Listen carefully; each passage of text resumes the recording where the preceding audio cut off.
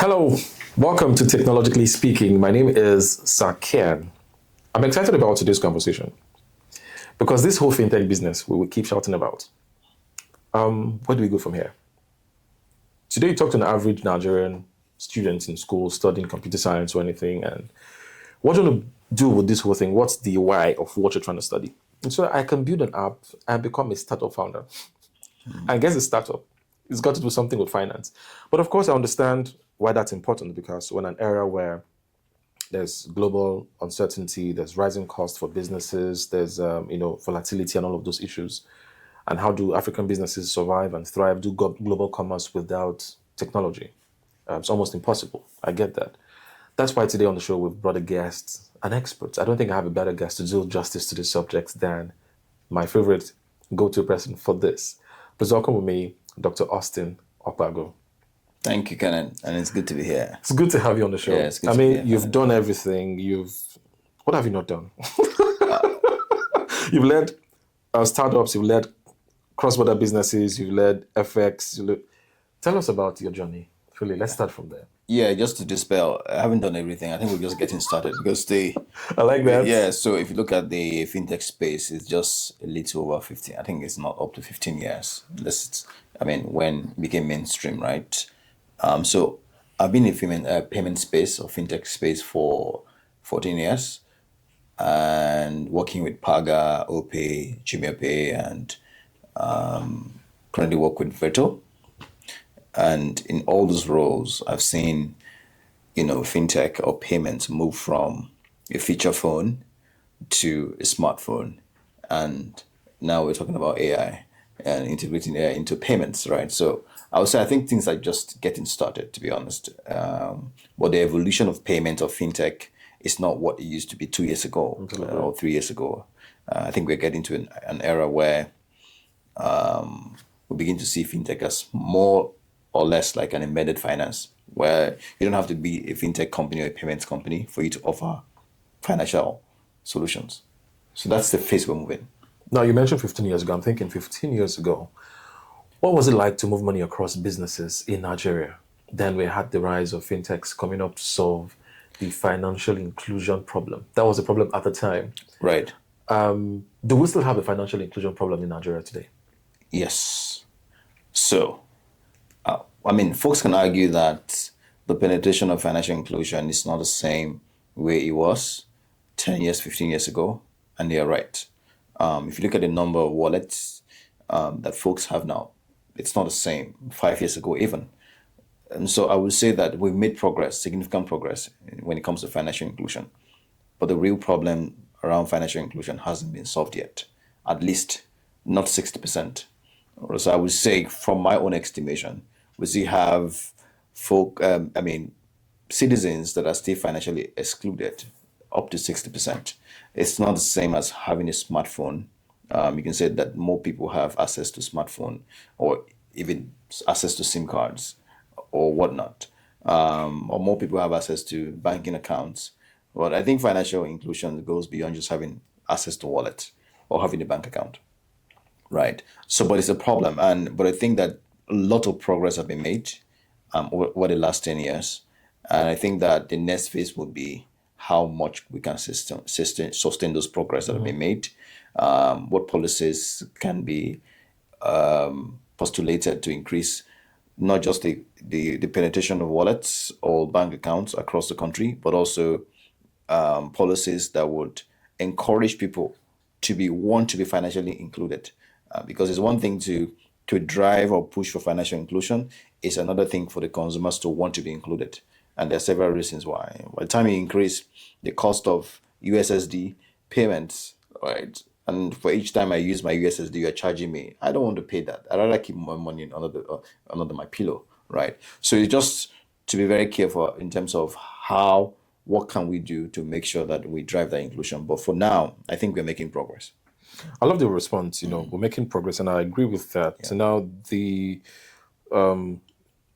line you mentioned around financial inclusion goes beyond having bank accounts. Mind you, we have Nigerians who do not even have bank accounts. Right. Who do not have BVN, who do not have NIN, and they're still able to transact and do business. Right. So, and it's looking like some are not even interested in being digitally identified. Right. So is there a possibility that that would never be solved with regards to financial driving finances to the last man, because they can actually do business, they just don't have a digital means of identification.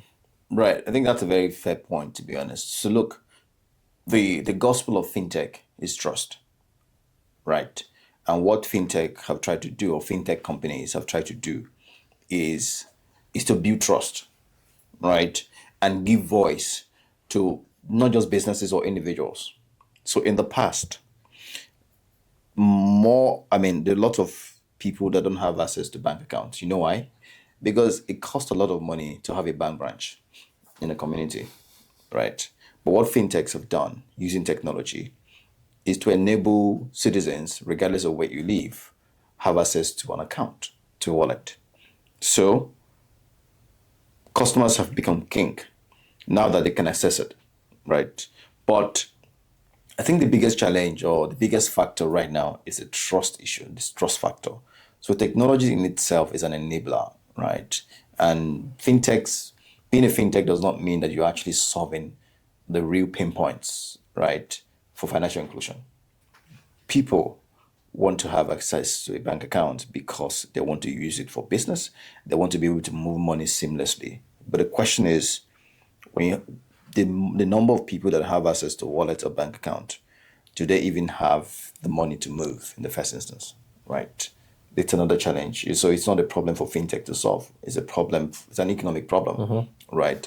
So if I live in Maiduguri, okay, and I want to do business with someone, or I want to collect payment from one of my customers in Lagos, how do I collect money today, right?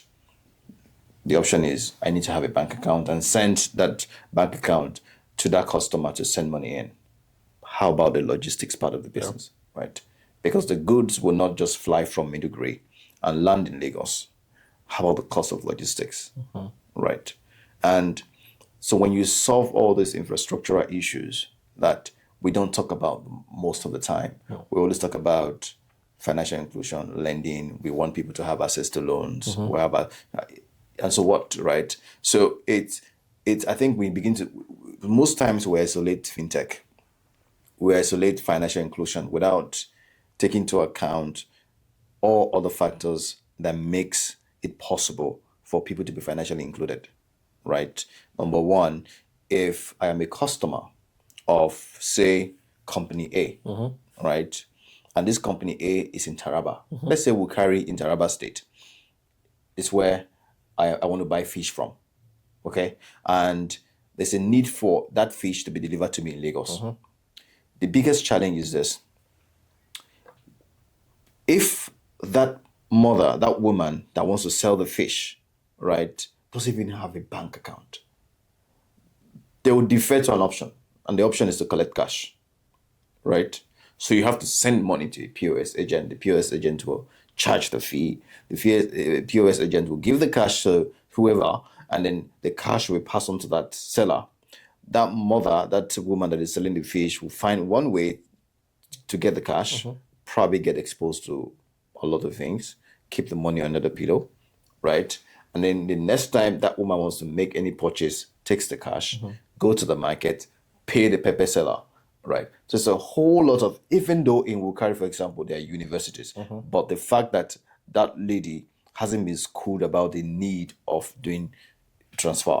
And also we can't talk about financial inclusion without literacy levels, right? Because today, if you don't have a smartphone, what's the cost? I need to be sure what the cost, how much does it cost to buy an average smartphone? I think the cheapest smartphone would be around 150,000 thereabouts. Between Great. 120 and 150,000. Okay. So even the cost, because even if you want to use a feature phone where you dial star 1 2 blah blah blah, whatever it is, to transfer, to move money out, it's tough. How many people can do that? The literacy level is still low. So I think that there are fundamental issues. We should get to a point where we're driving financial inclusions when, to a large extent, we've solved that. Look, you don't just wake up one morning and you said, I'm now literate. it takes years. You have to study, or someone needs to teach you how to use it. And maybe government wants to give out, folks want to buy smartphones to give to everybody and say, look, or I take smartphones because you want to promote financial inclusion. That doesn't really solve it. And the next thing you go, someone will sell that device. It's like distributing laptops because you want to solve digital transformation. Yeah. And the funny thing is, we've done a lot of conditional cash transfers in Nigeria, right? We've been doing this. Government have tried to, even non-governmental organizations have tried to promote conditional cash transfers in hard to reach areas. IDP camps and all. IDP camps, you can, or not just even in the ravaged areas in the north, right? Even in the south, in some states in the south, or in local communities in the south. But the challenge is that these are all reactive solutions, right? This happens after a couple of months, and everybody goes back to the same business, right? In fact, we've seen instances where some folks have tried to empower their constituents by working with a fintech to distribute POS terminals to them as an empowerment project, right? And shortly after, 1 week after, what we heard was that the POS terminals were sold. Okay. So who are you going to blame? It's a whole lot of things happening. I like the fact that you've addressed every aspect of this conversation. We're talking about technology trust and economic survival in Africa. And you've talked about trust is a major component in making technology work in our time. Now, it brings me to something that's coming to my mind right now. If you attend any founder meetup anywhere in the Southwest, and you meet someone who's building something, or I'm a founder, I'm a builder, they're all building something that's fintech related. Right. And they're solving the same problems. So I want to ask you that big $1 million question. Is the fintech space in Nigeria oversaturated? Okay, that's a very good question. So I get asked this question a lot. So a lot of people want to come to Nigeria, invest, because, the fintech space in Nigeria seems to be a model, right? A model for, investors to want to learn from, because you have a supportive environment, supportive regulator, right? And the fact that Nigerians are very intelligent and smart to launch very quickly. But the reality is that we are now in a situation where most fintech apps are not truly solving the real pain point, right? The problems seems to have been solved reasonably by the big players. You have a lot of, and that's why you can see a fintech raise $1 million, and in under a year or two, they are gone, because there are no paying customers. So they're building up without understanding the pain point that solves understanding the need, right, of what the fintech app is solving for. What you see happen today is that it's just more or less a rebranding of names. My company name is X, but what you're really solving is money transfer issue, right? P2P transfers, POS withdrawal, agency Local banking. transfers. Local transfers, But it's a new craze anyways. Most fintechs now want to do cross-border payments. The next fintech want to become a cross-border payment. But the reality is, while that is good, we've not really solved. Are we saying, I think we need to really begin to look beyond fintech being a transfer app. The notion or the perception is that, or the understanding right now is that the moment you have a fintech app, right, you're just enabling P2P, bill payment, airtime purchases, right? Even non-fintech apps are beginning to embed those solutions. HR apps are beginning to offer bank transfer, P2P, bill payment, airtime. While that's good, that's one way to, get extra. You want to extend your revenue streams, right? Wow, that is good. But the thing is, it's the real pain point. Are we saying that there are no more problems to solve beyond bank transfers or agency banking? I doubt that. But we're beginning to see some innovations, not necessarily innovations, but we're beginning to see some fintechs not just doing cross-border payment, but looking at using data to change in the way alternative lending. Right.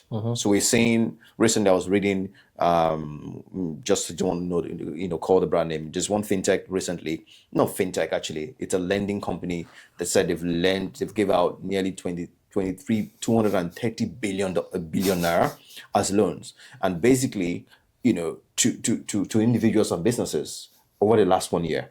Now, now they're thinking about, you know, giving lending as airtime and all of that, phone, device lending, lending and all of that. Wow, that is good, right? But the reality is this, because most Nigerians will probably 70% of their time is on the device, and some make money from it. But the reality is this: when you launch that kind of solution, it becomes a repayment issue. So there are lending companies that have gone aground because they couldn't recover the money, right? And the biggest challenge is data. So if I take loans from 5 lending apps and the next time I disappear to Canada, they can't find me. I'm gone, right? So, but to your point, I think that we really, because right now you have over 400 fintech companies in Nigeria. That's a large number. Probably nearly 600 fintechs in Nigeria. Some of them are not really solving the problems, but some of them you never heard about them, but they exist. They are registered. But let me say here that it's not easy to be a startup founder. And I think I really want to applaud those that have taken the initiative to even want to start in the first instance, right? But whilst that is commendable, we also need to be very careful about how we want to make the ecosystem to look like, because we're coming to a point where folks don't think of us as very serious anymore. Yeah. Right. Every undergraduate, like you rightly mentioned from your opening, or every tech person wants to just be a founder for the sake of being a founder, or for the sake of exposure on social media. I think the era where the likes of Paga, for example, because I spent nearly 5 years with Paga when they started, right, in 2011, thereabout, up until and I see that the real pain point why folks were starting companies at the time was because there was a real need, right? Because the banks were not available in so many communities, so access to financial services was limited, right? While that's still the same problem, but I think that we need to come back to basics, right? In following what you're saying, do you think it's possible that some of these founders actually had a problem they wanted to solve, came into the ecosystem and realized it's overwhelming and just continue to do status quo? Do you think that's possible? Yes, it is. It's the things that most people don't know is running the fintech business is very tough. Top 3 challenges of running the fintech business in Nigeria. Compliance. Compliance is one of the biggest challenge. It's not just to register a CAC and get compliance is one of the biggest challenge, right? Because you need to get compliance. CBN need to, and it's not just CBN. You've got multiple, regulatory agencies that you have to probably register with, right? And then you need to get approval. That comes with money and compliance stack, because you need to screen, you need to make sure that the fraudsters are not gaming your system, and you need to make sure that you have all the capacity to tame all of that. We've seen a lot of startups, fintech that have folded up because there's one fraud issue, right? And so that's the biggest challenge, one of the biggest challenge, and also access to finance. Look, I was reading about very popular Money Point. These guys were profitable. They didn't probably raise at one point, right? These guys were profitable from even before they raised. And you know why? Because they were solving real problems, real pain points, and So I think that although access to finance, because the biggest misconception today is the next thing you want to start a fintech app, you're looking for investors. Come on, guys. See, we always believe that the reason why we need to start a company is because we want to raise money from VCs, right? Well, that's good, but that kind of change our perception about going out to solve real problem. And you won't blame founders because you probably don't have enough money to run a fintech without VC fund. But we've seen folks that have done that, and remain profitable. So it's just, again, until you are able to get to the point where you have a product market fit, because the biggest challenge is that you raise small money, $500,000, and you spend nearly 300,000 of that on marketing and branding, and then you have only 200,000 naira that can only take you for 2 months or 3 months paying salaries, and the next month you're gone. So I think that beyond the regulatory standpoint or compliance bit, there's also an ecosystem that does not typically support startups that much because you don't have incubation programs, right, running that can give these startups lifeline, before they are able to find their fit, right? So, But but I was also thinking we're going to add, so the incubation thing is also something I was going to, I was going to ask you about, do you believe in tax breaks for startups? absolutely, this happens in multiple countries as well. Tax break is a lifeline that you give to startups. In fact, Which would you, if you were to choose between incubator system or tax breaks, which would you prefer? I would think that tax break, but again, I don't think they are mutually exclusive, to be honest. Right? There are free trade zones that ideally are built for stuff like this. Right? I know that there's a company called Etana or something that's trying to do the same thing. Right? Like a tax free, a geography where folks can just go start up and you can be exempt from tax. But it's one thing about knowing how to run a business. The biggest challenge, like I said, why some of these fintechs fold up is that you have folks who haven't really had the experience, right, to run a company or to run a business. Starting those businesses anyway. While that is very encouraging, that's also very good, but it's also the part of corporate governance. Yeah. Right. Understanding by the fact that you already have experience in how to run companies and also knowing how to be responsive to regulators and ensuring that you're building a company to last, not a company to raise money only or become shiny. You get what I mean? So who's supposed to be responsible for training this, raising founders, teaching them incubator systems? Do you think investors should take a pause on pumping money into new businesses or start setting up incubator systems or, this kind of environments where founders can be trained right to handle the money? Because I heard someone say something that is only someone that has been trained that should be armed.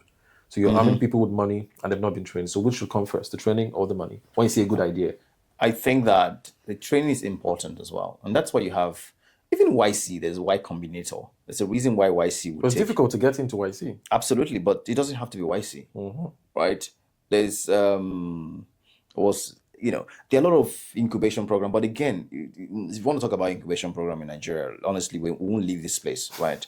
Because people have kind of taken advantage of fintech founders, not just fintech founders, not just founders in general. Yep. The incubation program is not about bringing people into a building and you give them access to internet, right? And you leverage them for marketing or advertising, right? Because and you go to the news and say we're doing this, we're doing it. It goes beyond that.